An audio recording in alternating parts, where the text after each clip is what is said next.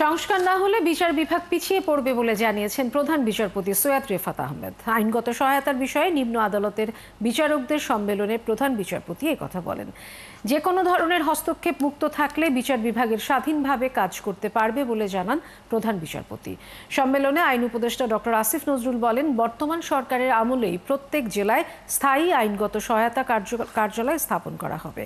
আইনগত সহায়তার মাধ্যমে প্রতি বছর 2 লাখ মামলা নিষ্পত্তি করা হবে বলেও জানান উপদেষ্টা।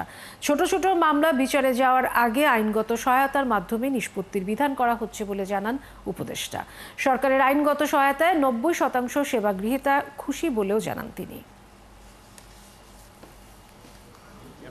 ADR and legal aid are not marginal concerns.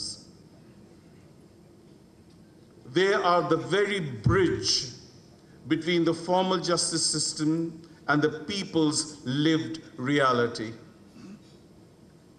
It is here that the poor woman fighting for maintenance, the migrant worker cheated of his wages, or the farmer displaced from his land first encounter the law in action. আমি 6 মাস আছি, এই 6 মাসের মধ্যে প্রত্যেকটা জেলায় legal aid office আমরা করে যাব।